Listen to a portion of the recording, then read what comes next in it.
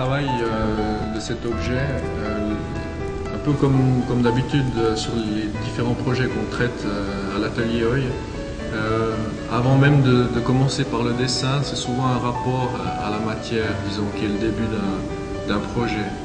Et particulièrement pour ce projet, c'était peut-être même avant le rapport à la matière, l'idée de travailler sur une thématique. De se poser la question si en partant d'un son, on pouvait trouver une forme. Donc tout d'abord, la recherche c'est tourner autour du son, tourner autour même peut-être de références dans des instruments.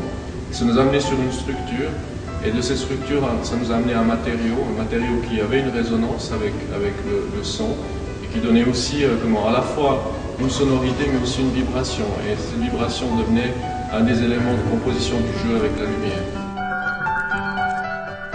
On est parti du son, on a un peu analysé en fait, en partant d'un son, des typologies d'instruments, ce qui nous a amené à trouver une matière, trouver une forme, trouver des longueurs, trouver ainsi des densités, peut-être même des sonorités différentes qui ont amené au développement du projet.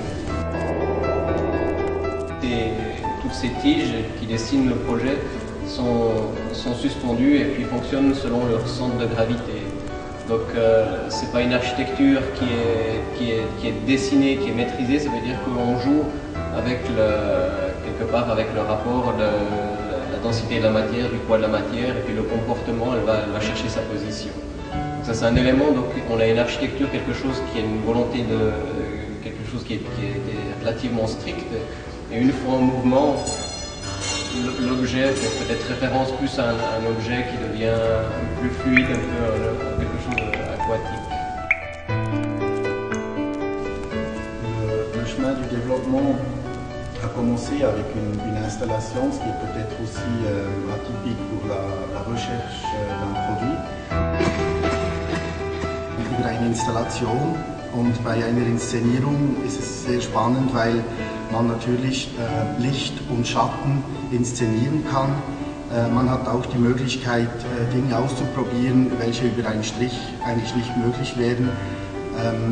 Die Studie war eigentlich, die Klangkörper einerseits zum Klingen zu bringen und andererseits auch in einem Raum die Form zu definieren. Also es sind nicht statische Elemente, sondern dynamische Elemente, eigentlich gleich ein Spiel einer Qualle im Wasser oder eben ein vom Wind inszeniertes Objekt. Die Studie für diese Klang- und Lichtkörper begann im Kulturzentrum in Mailand. Und eigentlich über diese Installation ist eigentlich die Begegnung zustande gekommen mit Foscarini und wir haben dann mit Foscarini die Leuchte weiterentwickelt.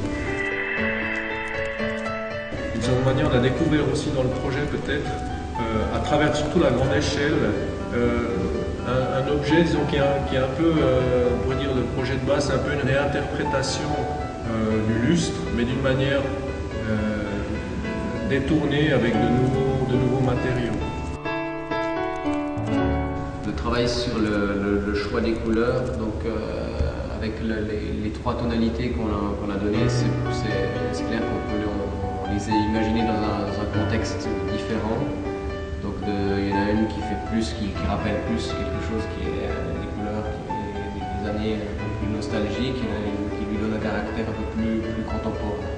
Donc on a cherché quand même avec ces trois dimensions de ne pas faire une homothétie du produit, mais de lui donner trois personnalités où la couleur métallisée participe à entre la géométrie, l'architecture et la couleur. Par rapport à la mise en lumière, il y avait différents problèmes. On a donc étudié trois différents types d'éclairage. Une qui fait la mise en lumière de l'objet, une qui est en fait une lumière fonctionnelle et une lumière qui est indirecte par le faux plafond.